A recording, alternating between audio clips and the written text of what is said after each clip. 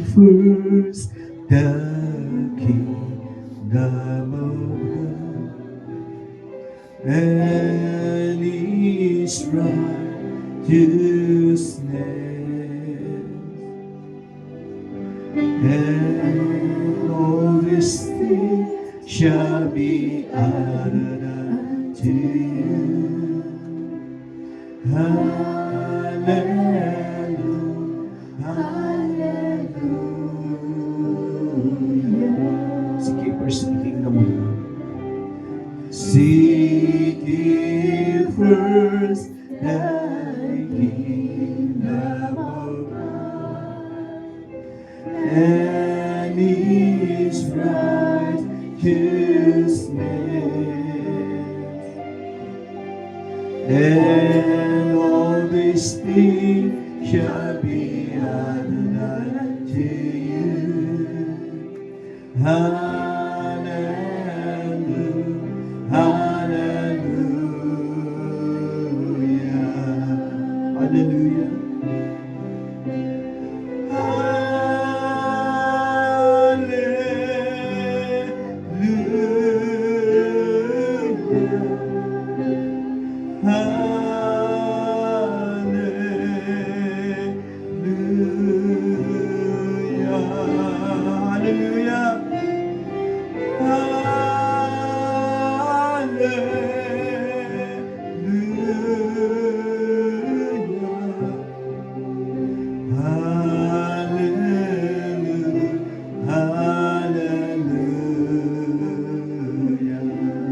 Seek ye first the kingdom of God. Seek ye first thy kingdom of God and His righteousness, and all these things shall be added unto you. Hallelujah, hallelujah. Seek ye first the kingdom of God. Seek ye first thy kingdom of God and His righteousness, and all these things, and all these things shall be added unto you. Hallelujah, hallelujah, hallelujah.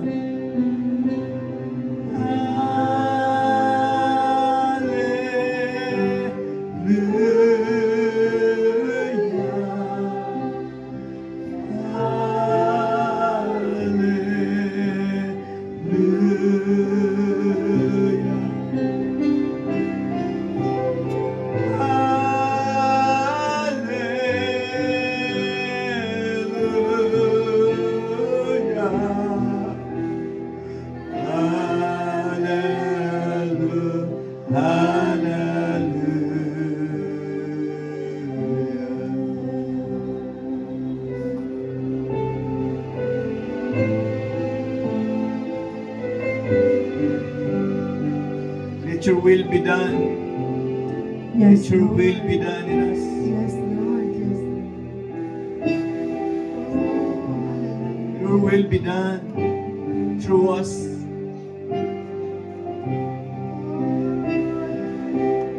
But seek ye first your kingdom. Seek your kingdom. Your will be done. Your will be done.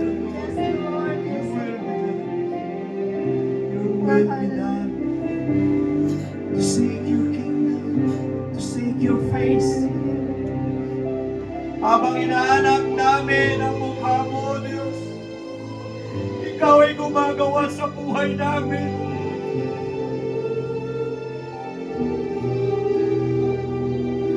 Ikaw ay gumagawa sa amin. Habang inahanap hinahanap ka namin. Habang dinidesire ka namin sa iyong bahay dalanginan mo amin. Ikaw ay gumagawa sa amin. Your will be done in us. Your will be done to heal us, to transform us, to save us, this nation. Your will be done. Your will be done in us as we seek your face. As we seek your face, Father God. Oh, hallelujah. Oh, hallelujah. Hosanna. Hosanna.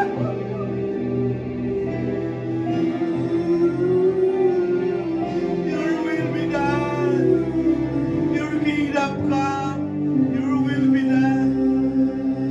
Oh, hallelujah. Oh, your will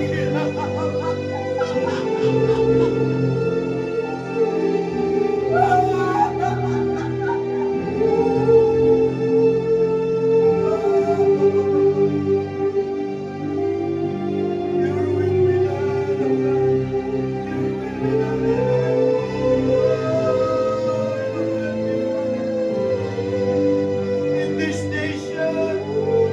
In this nation, the Philippine island that we love, Father God, your will be done as we seek your face, as we seek your face, your will be done in our personal, Father God.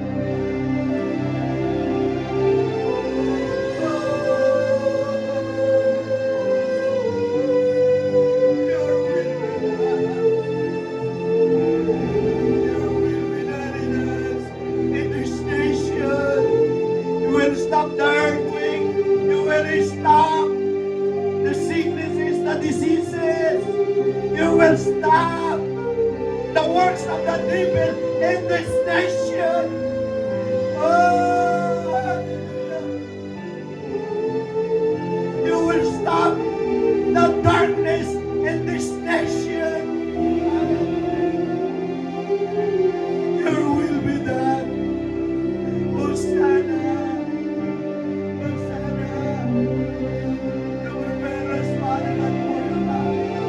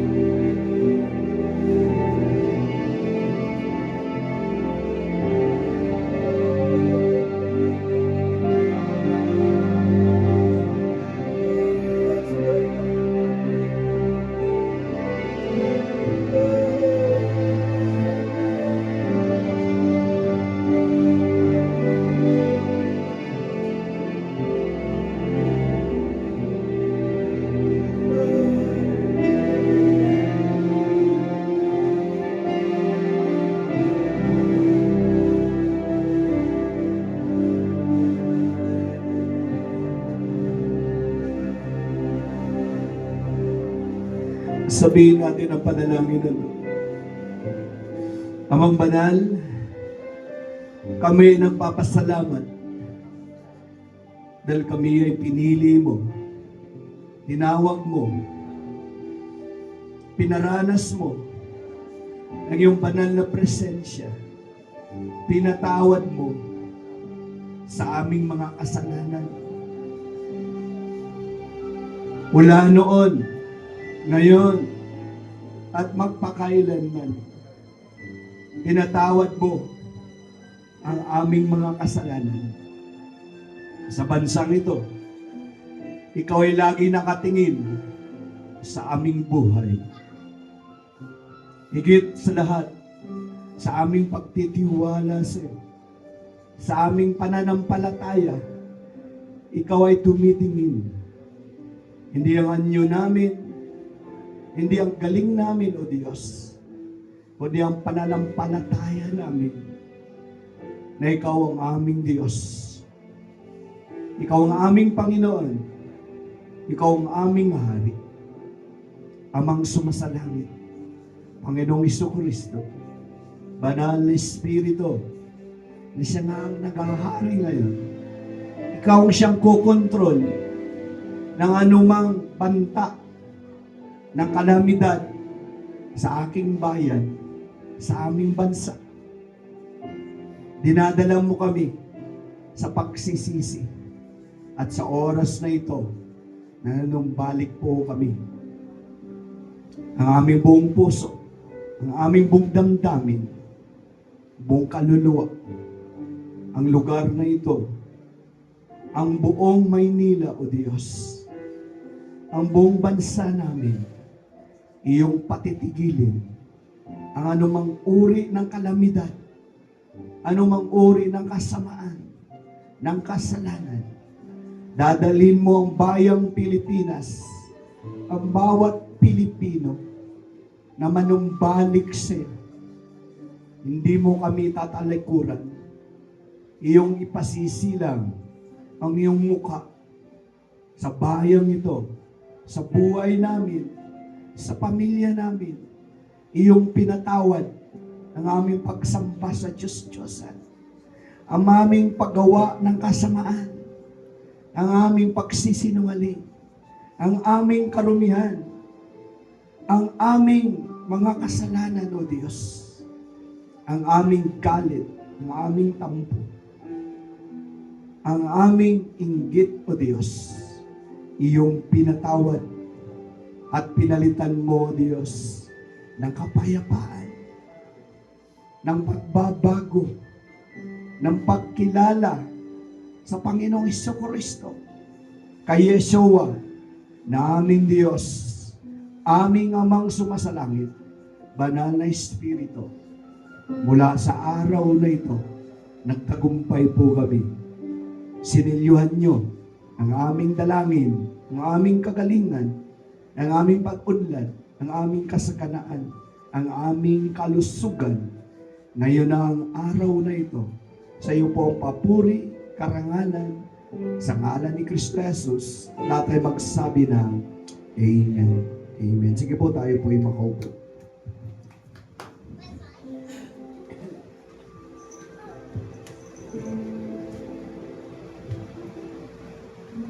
Lagi pong babasahin sa aklat ng 1 Thessalonians chapter 4 verse 14 to 18. Sapagkat kung tayo nagsampalatayang sa Jesus ay namatay at nabuhay na maguli, ay gayon din naman ang nangatulog kay Jesus ay dadalhin ng Diyos na kasama niya. Verse 15, sapagkat ito'y sinasabi namin sa inyo sa salita ng Panginoon na tayo mga bubuhay na nangatitira hanggang sa pagparito ng Panginoon ay hindi tayo mga una sa anumang paraan sa mga tutulog. Verse 16, sapagkat ang Panginoon din ang bababang mula sa langit ay may isang sigaw, may tinig ng arkanghel at may pakakak ng Diyos. At ang nangamatay kay Kristo ay unang mga bubuhay na maguli. Sa verse 17, kung magkagayon, tayo ay mga bubuhay na natitira ay aagawing kasama niya sa mga lapa upang salubungin ang Panginoon sa hangin. At sa ganito'y sa Panginoon tayo magpakailanman. Sa verse 18, last verse, kaya mag-aliwan kayo sa isa't isa ng mga salitang ito. Patuloy na pinagpala tayo ng salita ng Diyos. Amen?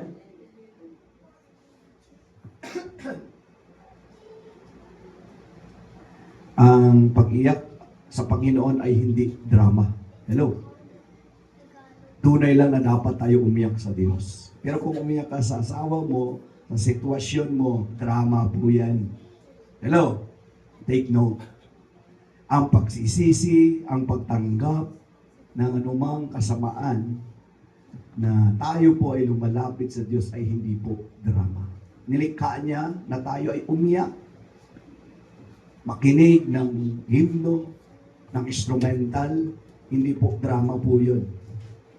Minsan, naisip ng iba kasi sanay sila sa drama at pelikula, yun po ay drama. Alam nyo, kapag pinraktis natin araw-araw na tayo po ay lumalapit sa Diyos na may mapagsising puso, madali po tayong makatanggap ng pagbabagong ganap. Alam niyo yung word na pagbabagong ganap, yun po yung perfectong pagbabago. Kasi iba, pag nabago, nakabalik sa dati. So, hindi perfect o hindi pagbabagong ganap. Pag sinabing pagbabagong ganap, ito po'y perfect, hindi ka na bumabalik sa kasalanan. Tama po. Hindi mo na binabalikan yung dati mong buhay. Maaring nakakaisip ka nun, maaring natutokso ka nun, pero ikaw po ay dinadala po sa kabanalan ng Diyos. Tama po. So ang ating pong pag-iyak, yung ating pong damdamin, yung ating paglapit, ay nilikha niya yan para sa kanyang kaganakan. Hindi po yun sa drama at sa ibang tao at sa walan ka ng pera na scam ka, iiyak ka. Dapat tumawa ka dahil pagpapalain ka ng Diyos at sasagana ka. Kapag nang hinanakit ka, lugi ka. Tama po. So ang ating pong paglapit, pag-iyak, pagsisisi, pagsasabi sa Panginoon, pagtawa, pagsaya, pagsigaw, pagtalon, yan po ay hindi drama. Hindi po yan corny. Nung ako po'y bago pa lang sa Lord, sabi ko, corny naman nato ng mga born again na to. At ang born again, hindi rin po reliyon. Realidad po ng iyong experience sa Diyos. Amen. Kaya natural lang. At tuwang-tuwa ang Diyos na ikaw ay lumapit na totoo sa puso mo na hindi ka nagdadrama dahil yun po ang puso mo. Silang umiiyak. Sa kinabukasan sila ay tatawa. Mapalad silang umiiyak ngayon sapagkat sila ay aaliwin. Amen. Ano bang kinalungkot natin yung nawalan tayo? Hindi tayo umunlad?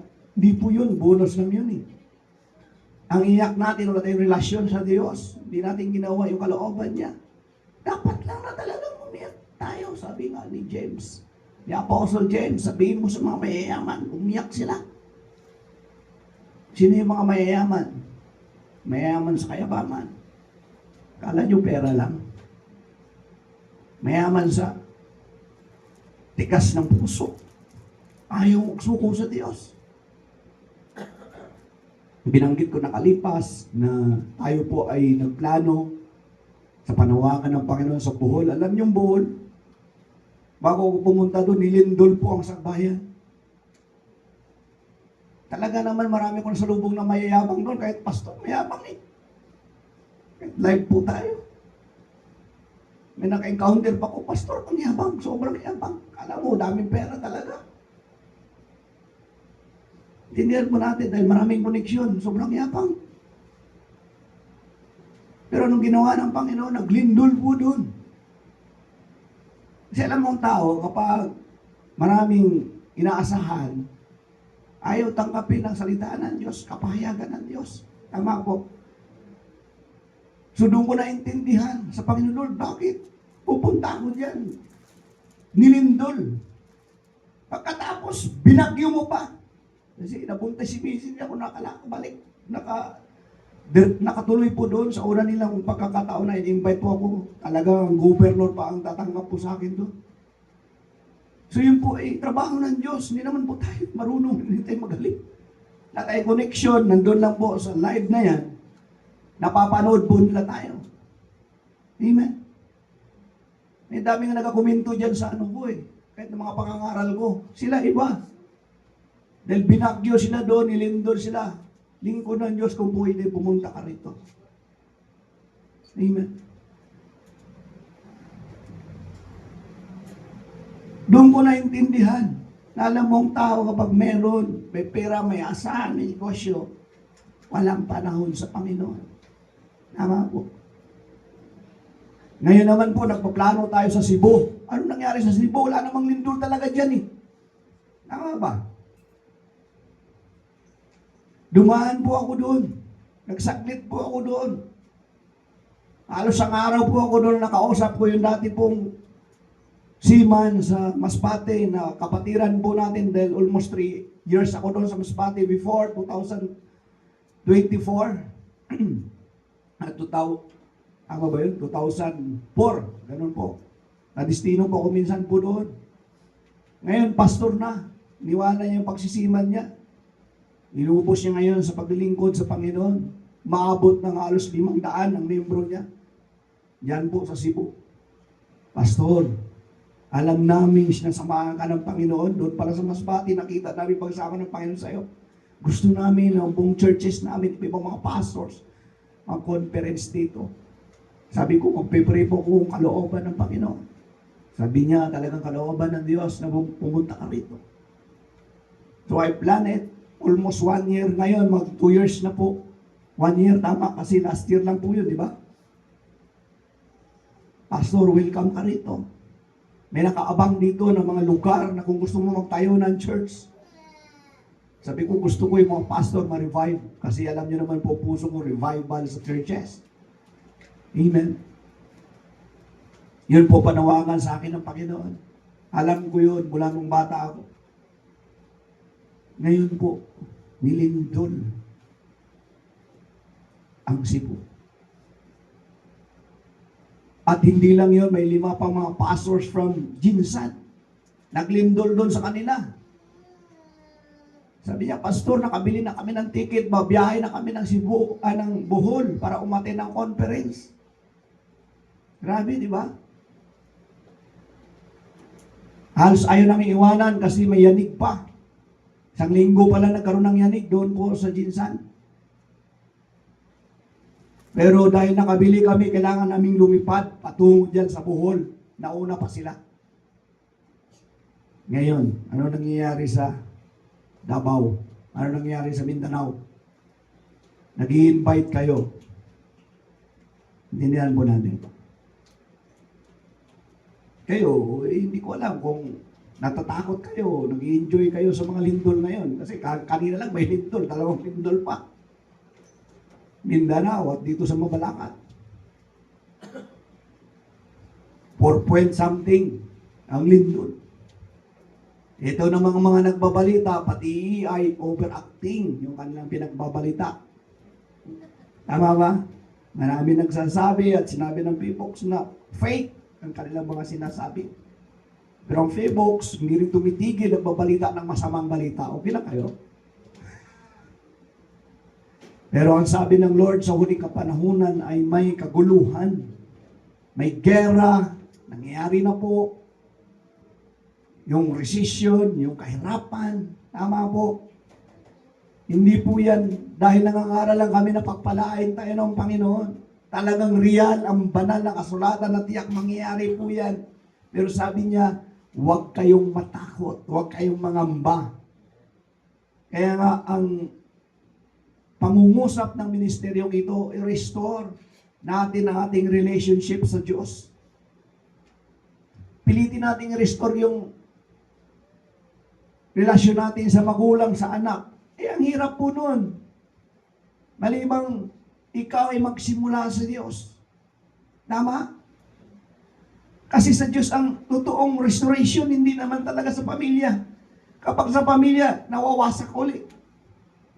Pero kapag na-restore mo at mabuti ang relasyon mo sa Diyos, kahit gaano kasama ang ginawa ng pamilya mo sa iyo, magpapatawad ka. At maging magaan sa iyo. Kahit gaano kasama, gaano ka terrible, ang nangyayari. Why? Dahil ang Holy Spirit, ang realidad ng Diyos, ay kasama mo. Kaya nga sabi ni Apostle Paul, I can do all things. Di ba? Nagagawa ko ang lahat ng bagay, hindi dahil sa kaya niya. Kundi ano sabi niya, nagagawa ko ang lahat ng bagay dahil si Kristo ang nagpapalakas. Ang Holy Spirit, ang amang sumasalangit, ang misteryo ng Ama, ng Anak, ng Espiritu Santo ay gumagawa sa atin. Kaya ang kanyang requirements ay hanapin siya. Seek God. Tama. Hanapin ang kanyang kaharian. Ibig sabihin siya po ay maghahari kapag inisip natin, hinahanap natin ang kanyang kaharian. Pag sinabing kaharian, may control. So hindi lang gumagawa ang Ama, hindi lang gumagawa ang Anak, hindi lang gumagawa ang Holy Spirit, actually ang buong sandatahan ng kaharian. As we seek His kingdom, hindi face, kundi kingdom. Why? Kasi po buong kabuuan ng pagiging siya at hari sa ating buhay ay kinokontrol niya ang mga demonyo, ang mga stress. Amen. Yun po yung panawagan sa atin ng Diyos. To seek Him. Hanapin natin siya. Hindi yung reliyon. Hindi yung pastor. Pag hinanap mo ang Diyos, dadaling ka ng Diyos sa tamang pastor na ituturo sa iyo na doon ka maka-encounter ng Panginoon. At laging sasabihin sa iyo na hindi drama ang umiyak sa harapan ng Diyos. Wala akong pakialam kung sinong tao. Dahil kapag pinahiya mo ang Diyos, kinahiya mo, ipapahiya ka rin. Tama? Pag ikinahiya mo si Panginoong Jesucristo, ikakahiya ka niya sama. Kaya ito, binuhos ko ang dugo ko rito, pero ayaw harap-harapang magsisi at magpakilala na siya ay naglilingkod sa akin. Dahil alam nyo, kapag tayo nag-testify, tayo pinagpakita ng atin pong damdamin sa Diyos at nakita ng iba, sila rin po ay tinatouch ng Panginoon. So yun po yung gusto ng Diyos at hindi reliyon, hindi relasyon mo sa Diyos. Yan ang panawagan sa ministeryong ito. Hindi ang galing ng simbahan. Dahil ang simbahan matutupok. Ilang simbahan nakikita ko dyan sa lindol. Puro basag-wasak. Laki ng binastos. Amen. Kaya iisip na lang ako na tayo simbahan. Puro na tayo relasyon sa Diyos. Amen. At saka na naman. Kung magrenta, nakakabayad din naman. Tama ba? Talagang grabe yung pagitan ng puso kung may bakante dyan, magtayo ka Lord ng bahay dalanginan. Hindi lang nagsasalitaan Diyos, wawasakin ko na ang mundo, magra-rapture na, papatayo ka pa ng simbahan. Minsan natakbo sa utak ko yun, pero wala namang sinasabi ang Diyos. Malay mo, sa kakapilit natin sa Kanya. Tama po ba?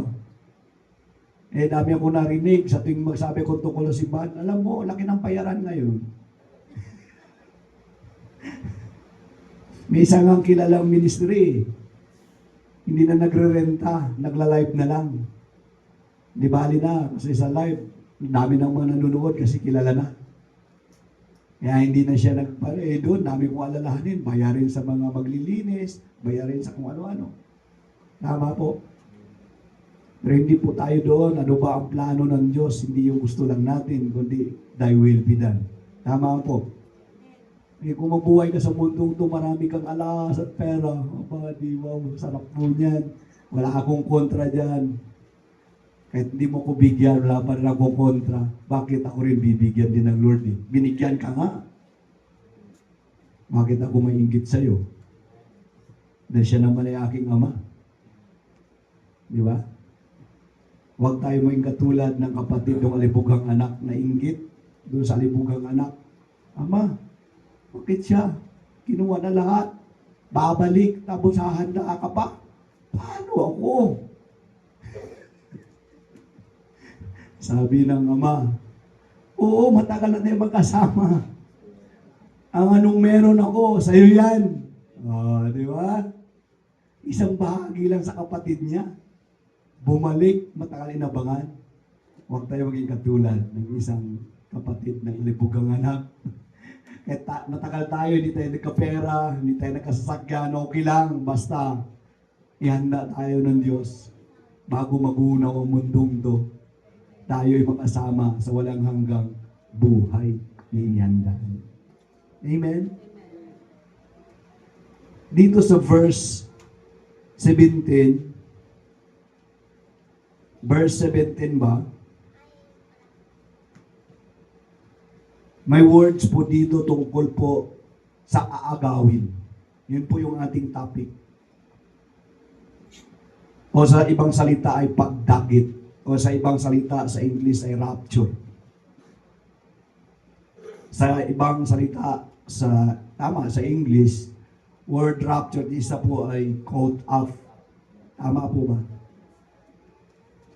Ang Panginoong Jesucristo na ating event at programa ng Amang Sumasalangit, dahil si Kristo, hindi rin po siya nakaalam. Tama.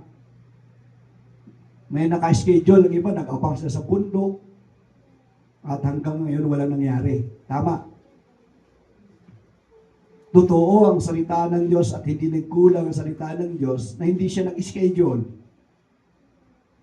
So, ibig sabihin, pinag-handa niya tayo. At yung pag-handa pong yun, bago dumating ang Antikristo. Hindi, ang iba pong crypto, fully developed. Tama. Ang digital system, halos fully developed, pero hindi pa po sila nagkakaisa. Ang hula sa mga nakasulatan na sa huling kapanahonan mayroong one currency. Number 1 po yun kasi ang currency, yun po ang nagpapagalaw sa isang bansa. Tama? Sa Pilipinas, piso yung currency po natin. Sa US ay dolyares. Tama po ba? Sa Japan ay lapad. So, bawat bansa ay may currency. Ayon sa hula, napakahirap naman intindihin po ito na sa isang panahon ay magkakaisa ang isang currency. Tama. So it means, ang panahon po natin ay patungo sa digital. At nagsimula na. Started 2009, ang Bitcoin ay sinimulan at ngayon po ay sobrang taas ng Bitcoin. Tama po. Ang digital, hindi po siya maawat dahil kasama sa propesiya na ang kaalaman ng tao sa huling kapanahunan ay tataas. So ang pagkakaisa po nito, bago magkaisa, bahala kayo. Pero yung binabanggit ko po tungkol po sa quote up, meron na unang na-quote up sa banal na kasulatan. Matagal ng panahon, 1,000 years ago. Sino po? Si Enoch, na-quote up. Tama. Si Elijah, na-quote up. Si Jesus, na-quote up. Tama ba? Na-rapture. Dinagit. Yung mga story na to, hindi po isa. May mga ebidensya. Ito po ay programa ng Diyos na bago dumating ang one word currency, one religion, and after that, the currency is the religion. Tama po. Hirap nga naman, kadibati ng mga reliyon, paano magkaisa yan? Ito lang ang mga born again, hindi nga magkaintindihan. Nasagot ko, bakit? Mas magaling ka pa sa salitahan ng Diyos. Na yan ang propesya. Tama ba? Noong araw, nagkakalaban yung Baptist at Pentecostal. Ngayon po, nagsasama-sama na sila. Sumasama na rin yung Wanis. Ang hirap maintindihan, pero yan, propesya. Tama po. Kahit na may pagkaiba, kahit uwi yan, nagrereklamo kasi iba talagang patakaran ng iba. Pero dahil ang Espiritu ng Diyos, hindi mo po pwedeng baguhin at ang kanyang kalooban. Tama po. Tayo po ay ginawa lang. Ano bang pwede natin ipagyamang sa Diyos? Na hindi tayo magkaisa. I-increase ang kabanalan. Hello, in these last days. I-increase ang katwiran in these last days. I-increase din ang kasamaan in these last days. I-increase din ang kalikuan. Pero i-increase din ang kabanalan. I-increase din ang pagkakaisa. Totoo ang kasabihan, the same feather flock together. Tama po. Dito po sabi niya sa 17, kung magkakayo tayo mga buhay na natira ay aagawing kasama nila sa mga lapapo pang salubungin ang Panginoon sa hangin. At sa gayoy, sa Panginoon tayo magpakailanman. Nakita niyo yung words? Naisip mo na ba ito? Sino po naka-experience ng mga panaginip na ganito? Nung ako po ay hindi pa commit sa Panginoon, sabihin hindi ako naghandog ng sarili ko. Almost 3 times na naiwan ako sa rapture, sa panaginip ko. Sino kaya naka-encounter po nito? One time na naginip po ako dyan, may isang tunog na napakalakas. Bigla ako nagising. Yung pala, truck na dumaan yata. Akala ko, basura pala kasi pag dumadaan dyan ng lakas, yan pa yung tirahan namin sa taas eh. Ayon sa aking panaginip at bigla ako nakagising, nagkaroon po ng rapture at kasama po ako. Thank you, Lord. Hindi na yung dati na iwan ako. Di ba? Sabi niya, dito sa taas, pag binasa po natin, sapagkat ang Panginoon din ang bababang mula sa langit na may isang sigaw, may tinig ng arkanghel at may pakakak ng Diyos. May isang sigaw. Narinig natin. Ano bang sigaw na yon? May tinig ng arkanghel. Ibig sabihin may anghel na magsisigaw. Tama po ba? Nung pumasok si Jesus doon po sa Jerusalem, ano ang sigaw ng mga tao? Husana! Di ba? Ano ibig sabihin? Mapalad ang dumarating. Pinagpala ang dumarating. Tama po. Ang ibig sabihin ng Husana. At may pakakak, ibig sabihin may trompeta po ito. So chapter 1 verse 7 na aklat ng pahayag, nakalagay po doon, makikita ng lahat. Kaya marami iiyak. Tayo na may relasyon sa Diyos, na may deklarasyon katulad ng sinabi sa verse 14, sapagkat kung tayo'y nagsisampalataya sa Jesus ay namatay at nabuhay na maguli ay gayon din naman. Ang pagkatulog kay Jesus ay dadali ng Diyos na kasama niya. So ito po yung susi, yung relationship po natin sa Diyos, sa Panginoong Jesucristo. Yung ating pagdideklara araw-araw sa buhay natin na sumasampalataya tayo sa Panginoong Jesus. Ginagawa natin ang kanyang mga patakaran, ang kanyang mga sinasabi sa buhay natin. Sino ba si Kristo? Kapag siya'y nahirapan, siya po'y nagsimula at nagpakita ng halimbawa sa mundong ito. Kapag siya'y nahirapan, siya'y humarap sa Ama at laging nananalangin. Kaya nga sabi niya nang siya pumunta po sa templo, ang bahay ng aking Ama ay tatawaging bahay dalanginan ng lahat ng mga tao, ng lahat ng mga bansa. So wala tayong ibang gawin sa paghahanda sa isang saglit, sa anumang paraan. Tayo po ay makipagrelasyon, tayo po ay laging manalangin sa Kanya. At lagi nating dinideklara na ang Panginoong Jesucristo ay namatay at muli nabuhay. Tayo po'y sumasampalataya na binayaran niya ang ating mga kasalanan. Tama po. Dahil ang pangako niya ay dadali ng Diyos na kasama niya. Sabi niya nga sa chapter 14, siya ay maghanda doon. Kung saan siya naroon ay doon tayo. Sabi ng isang relihiyon, dito lang sa lupa. Okay lang, wala akong pigil dyan. Yan ang gusto mong paniwala. Sa lupa ka lang.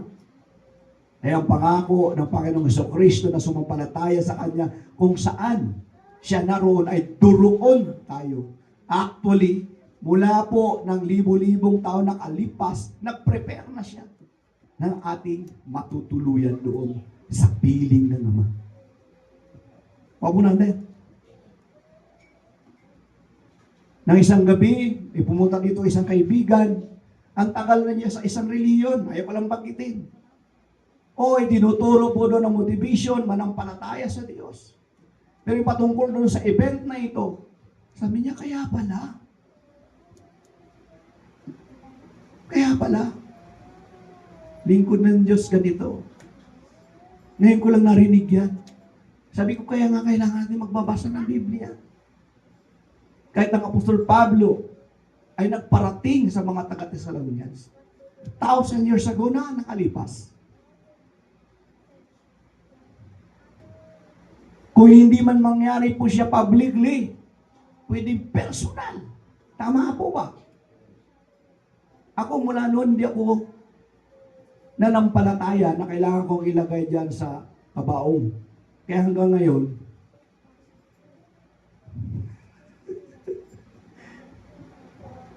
buo sa puso ko na hindi kailangan gagastos ang pamilya ko. Parang katulad din ng paniwala ko na yun ay biblical, na hindi kailangan masisaryan ng asawa ko kahit matanda na. Ako po natin. Ang lahat ng nangyayari ay depende sa pininiwalaan mo. May proof ka. Tama? Mismo nga, ang mga alagad, pinagsabihan ng Panginoon. May ilan sa inyo na hindi makaranas ng kamatayan. Tama? Sino bang hindi nakaranas ng kamatayan?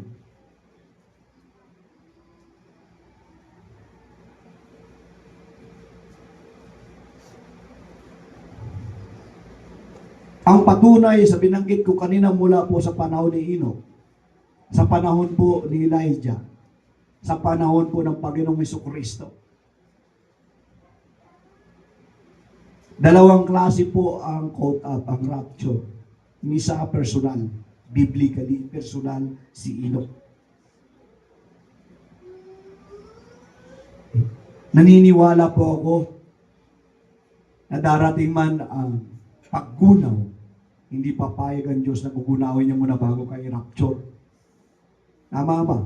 Hindi ka nga pinayagang maging mahirap ang buhay mo kahit na si Lazaro naranasan niya. Amen. Lalo na sa kanyang pagbabalik, sa kanyang pagsundo sa iyo.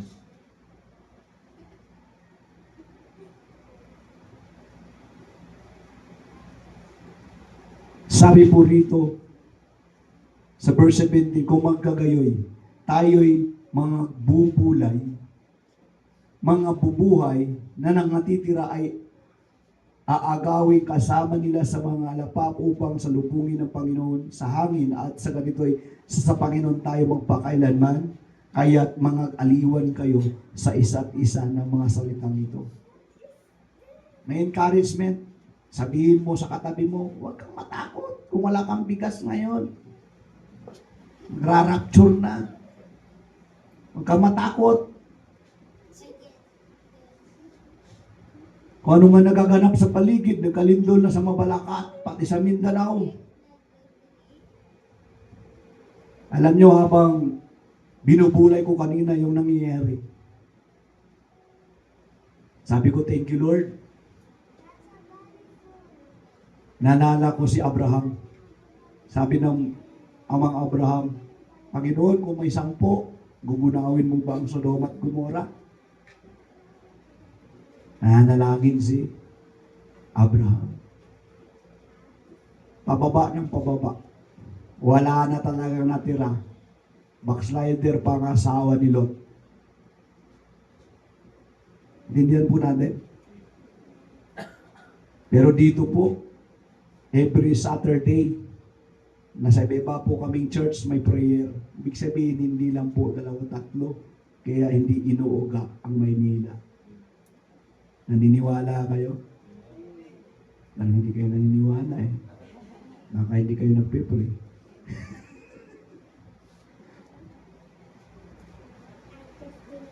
Kahit pagod po tayo,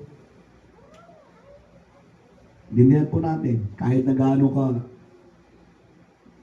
problematic tayo sa family. Yung ating pong pagsalita, pagpapaabot sa Diyos, hindi man pasigaw yan, paisip, iniisip lamang po natin every day of our life. Naririnig po ng Diyos yan.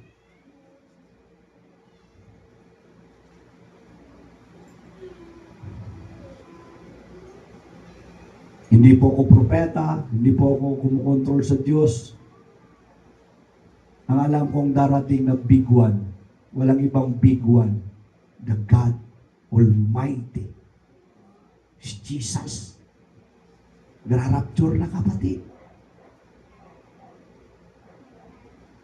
Totoo naman talaga, pag dumating siya, nilindol. Tama ba? Sabi niya, pag siya po ay bababa, kahit po ang bundok ng Olivo, mahahati. Tama?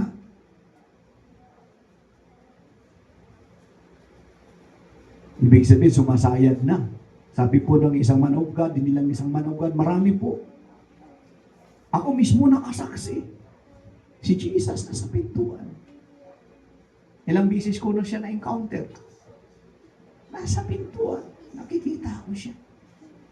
Parang ikaw, nakatambay sa pintuan, gusto mo nang lumabas. Wow po natin. Siguro si Jesus, nagsasabi sa Ama, Ama, kailan ba? Kasi hindi niya rin alam eh. Kahit ang mga anghel walang alam sa pagdating ng bugtong na anak para tayo ay sunduin. Ito po yung paghahandaan po natin. Okay naman, maiwan tayo. Maiwan kayo. Kayo lang, bahala kayo. Ay yung pag-igiin yung relasyon nyo sa Diyos. Yung mga assignment nyo sa Panginoon. Tama? Hindi natin ayusin yung mga motibo natin. Kasi yung motibo natin, nakikita ng Panginoon po yan. Hindi aksidente na tayo mga mukha na ito, kahit nagkakasawaan na tayo magkakasama. Walang digil na siya nagpaparamdam na tuwing tayo magkasama. Tama po.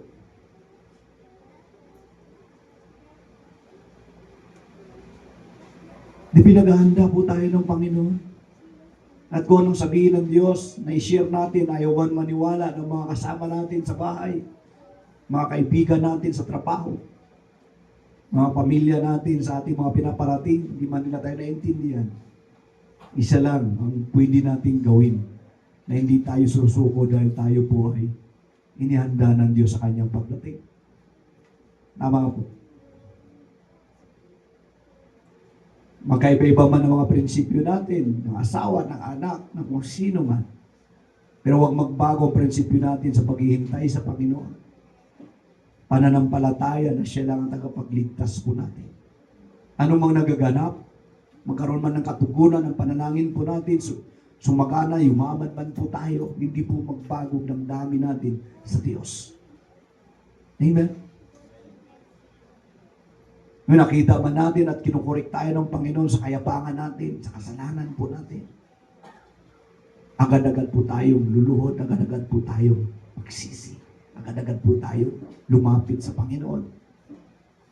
Kaya minsan pinahirapan at mahirap na mga problema ang pinaparating na mahirap maintindihan dahil siya lang po ang solusyon talaga sa problema na yan. Dahil iniingatan niyang lumayo tayo. Dahil kapag sumagana tayo, parang nawiwili na lang tayo sa kasaganaan. Tama po ba? Kaysa sa ating pakipagrelasyon sa Kanya. Nung wala pa tayo niyan, lagi tayo nagpupuri. Lagi tayo lumalapit sa Kanya. Huwag po natin.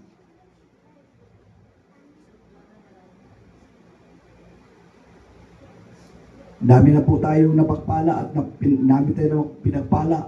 Pero asan na ang iba? Di ba? Parang 10 may sakit, isa lang ang bumalik at nagpasalamat sa Diyos. Pag narinig nila ito, sila nag-atake na naman ang lingkod ng Diyos. Hindi ko kayo inatake, mahal kayo ng Panginoon.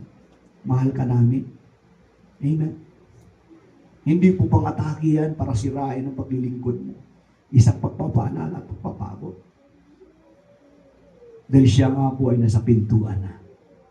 hindi lang isang lingkod ng Diyos, kahit ako po, nakita ko po na si Jesus ay nasa pintuan na handa na bumaba para sunduin ang may mga relasyon sa Kanya. Hindi okay na ikaw po ay maiwan. Hindi ko pwede sabihin na okay ang maiwan. Dahil sa budget pa lang, one word currency, talaga nga naman, parang kagatin mo ang siko mo dahil alam mo ang katotohanan. Tama? Alam kong ayaw mo, kahit nasa party na may kasalanan, naging dahilan ko yan, nag-enjoy ka sa scene na yan. Pero ayaw mong maiwan, gusto mo kasama ang Panginoon. Pero kapatid, paalala, na yan ay kayang masolve. Araw-araw tayong lumapit sa Diyos personal. Kasi kahit anong panalangin po namin, kung ang kasalanan niyan ay nag-enjoy ka dyan, hello, yung sina yan, nag-enjoy ka. Eh kahit si Jesus Christ hindi makapalaya, kahit si Jesus hindi napalaya po si Judas Iscariote. Kasi nag-enjoy siya mangumit eh. Di ba? Ang mindset niya para sa kahirapan, pero totoo ng motibo niya ay sa sarili niya. Ginagawa niyang mabuti ang kanyang dahilan. Pero sa katotohanan, labag ito sa puso ng Diyos. Maraming taong ganyan, mabuting ginagawa, pero ang puso malayo sa Diyos. Ako ginagawa ko to. Dindihan po natin. Unang mga biktima dyan, mga pastor, mga lingkod ng Diyos. Mabuti to. Pero sa totoo, hindi talaga yung sinasabi ng Diyos. Bakit ko sinasabi ito? Para sawayin yung sarili ko. Kasi baka sa pangangaral ko, ako yung maiwan. Ako matakwil, sabi na Apostle Paul. Amen. Ang paghahanda po ay palinisan ng puso. Amen. Pagiging malapit sa Diyos. Hindi yung iasa mo yung kaligtasan mo sa iba. Iasa mo ang blessing mo sa iba. Iasa mo sa mga lingkod ng Diyos at sa mga intercessor. Nagpipray naman sila sa akin eh. Totally, anak naman ako naglingkod ng Diyos. Hindi po pwede po yun. Personal po yan. Kaya nga nakalagay po dyan, building personal, intimate relationship with God. Kaya kahit anong sisi mo sa sino man, hindi, pag-harap mo sa Diyos, hindi sasabihin sa iyo ng Diyos na, bakit hindi mo inasikaso yan? Dapat maligtas sana siya. Wala pong ganun. Bawat isa ay haharap kapag ikaw ay nagkaisip na bawat isa ay haharap ka sa Diyos. Huwag mo natin. Ito po yung panahon. Napakaisipin po natin na hindi lamang tayo nagsisimba. It's more than our worship at pagtungo natin sa simbahan. It's more than our prayer na tayo nagpe-pray every day. Kundi, ang totoo ba na encounter mo siya sa iyong pakikipag-ugnayan sa Kanya? Nakuha po natin. Kahit binabanggit ko po to. Yung ikaw talaga at saka ang Diyos, naranasan mo po siya. Kami na mga lingkod, ako lalo na ako, hindi po ako naglingkod sa Diyos kasi noon pa man, nireject ko na ang pagpapastor, ang paglingkod sa Diyos. Pero na-encounter ko po siya, hindi pwede. Para sa akin pwede, sa kanya hindi pwede. Hindi pwede na hindi ako maglingkod sa kanya. Hindi dahil sa takot akong mamatay. The point is, ano ang sabi ni Jeremiah? Parang apoy sa loob ko. Kahit anong pigil ko. Intindihan po natin. May something inside you.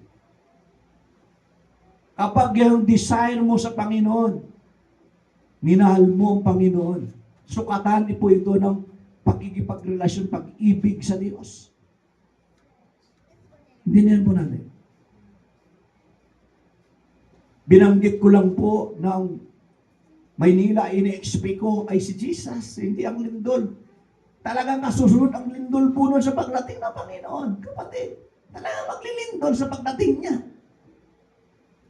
Kaya dinadalaw niya lang, nauna na lang siya sa Cebu, nauna na lang siya sa Mindanao, nauna na lang siya sa Luzon. Dumaan ako dyan sa La Union, gusto nilang magkaroon ng church. Unang napagpo namin, wala pa kaming anak. May isang may bukol doon, pinagaling ng Panginoon. Naalala mo yan? That moment na pinag-pray po namin, pinagaling ng Panginoon. Bago pa lang ay, makakasal, sabi na Ninong, Malayo, pumunta tayo, dadalaw tayo doon. Dali ko kayo sa Baguio. Yung Baguio pala, 1 oras lang. Umuwi na kami. Sa La Union, sabi niya, ang totoo talaga, Pastor, gusto ko magparega doon sa kapatid ko. Yun pala ang balak niya. Moment, pumunta po kami doon. Pumutok yung malaking ano sa likod niya. Pinagaling na Panginoon. May paghahanda, Panginoon. Sabihin mo sa katabi mo, maghanda ka sa pagdating ng Panginoon.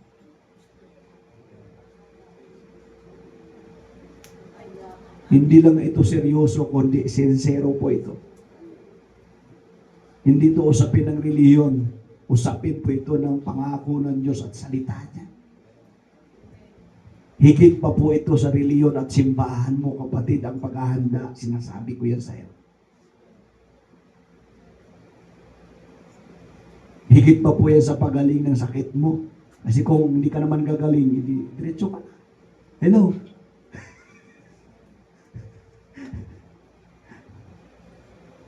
Higit pa po yan sa hinihingi mong milyon at bilyon at pag-asenso sa buhay. Ang paghahanda ay importante, urgent. Tindihan po natin. Qualification na ikaw ay maganda, ay nakahanda. Si Jesus Christ ang tagapagligtas mo. Huwag yung sarili mo at damdamin mo lang. Hindi, handa ko ngayon. Wala akong stress ngayon eh. May stress at wala. Kailangan dinideklara mo sa sarili mo si Kristo ang tagapagligtas mo. Mamuhay ka ayon sa kalooban niya. Amen? Dahil yun po ang proof na siya'y naranasan mo, siya'y kausap mo, siya'y personal mo, relasyon, higit sa asawa mo, higit sa anak mo, higit sa sino man, higit sa negosyo, higit sa pera. Dinyan po natin na siya lang. Wala nang iba. Siya lang ang magliligtas sa iyo. Tandaan po natin ng Diyos ay siloso. Ayaw niya ng sideline. Ayaw niya ng sinong mas higit mong minamahal. Sa panahon na siya ay nananawagan, sa panahon na siya ay nagkukunpik, sa panahon na siya ay nagsasabi na lumapit ka sa akin, anak. Sa panahon na hinihingi niya ang gusto niya at ikaw lang yan at ang Diyos nakakaalam, kapatid. Bilang lingkod ng Diyos, pinapasalitit po kayo dahil yan po ang pinakakalooban ng Diyos. Saglit po tayong gawin. Napakabuti mo, O Diyos. Napakaikli ng mga panahon. Time is getting short, for the Lord is coming. Time is getting short, na gusto mong ang bawat isa sa amin ay maganda sa buhay na ito. Taas po natin ating mga kamay at sabihin natin ang panalangin nito. Nanampalataya ako, O Diyos, kasama, kalakip, ang pananampalataya ng pagkamatay ni Kristo sa krus sa Kalbaryo. Hindi isang kwento, katotohanan, sabihin po natin, na siya'y nagtubos, siya'y naglinis, siya'y nagbago at nagbigay ng buhay na bagong at ganap, perpekto, na hindi na babalik sa kasalanan, hindi na babalik sa hidwang pananampalataya. Sa oras na ito, hinihiling ko at sumaakin sa oras na ito ang Espiritu mo, O Diyos. Binubuksan ko ang aking puso. Espiritu ng paghahanda. Ipinaghahanda mo ako, O Diyos. At sa aking paghahandang ito, hindi ang kakayanan ko, O Diyos, kundi ang kakayanan mo na tulungan ako sa aking paghahanda dahil sa gana ng akin, O Diyos. Sabihin po natin, wala akong magagawa. O Diyos, wala akong magagawa sa aking mga kasalanan, sa aking mga pangarap, lalo na sa paghihintay sa iyo. Malibang ako ay iyong tulungan. Ang aking lakas ay galing sa iyo, O Diyos. Kaya mula sa oras na ito, mula ulo hanggang talampakan, gawin mong perpekto ang aking paghahanda, O Diyos, sa ngalan ni Kristo Jesus, kay Yeshua, na aking Panginoon, na siya'y noon, ngayon, at maging sa darating. Baguhin mong ganap ang aking pagnanais, ang aking pagnanasa. Sinusumpa ko, Diyos, ang pagnanasa sa mundong ito, kundi ang aming nais, ang aming naisin lamang ay ang kalooban mo, Diyos. Mapalad sila na nagugutom at nauuhaw. Mapalad sila na ang hinahangat ay ang kalooban mo, sapagkat sabi mo, bubusugin mo kami. Mangyayari sa amin ang kalooban mo. Ang iyong kalooban ang magaganap. Ang kalooban mo ang magaganap, sabihin po natin. Ang kalooban mo, Diyos, ay magaganap. Sa aking sakit ay gagaling. Sa aking kawalan ay magkakaroon. Sa aking kahirapan ay kasaganaan. Sa aking kahinaan ay kalakasan. Sa aking pagkagapos ay kalayaan. Sa aking kalungkutan ay kagalakan. Sa aking kabulumihanan, sabihin po natin, ay kapayapaan. Sa aking buhay, ikaw, Panginoong Jesucristo, ang mag-aahari ngayon at magpakailanman. Sa iyong papuri, sa iyong kadakilaan, sa ngalan ni Kristo Jesus. Lahat ay magsabi ng amen at pasalamatan natin ang Panginoon. Salamat, Panginoon. Palapakan po natin ang kalakas.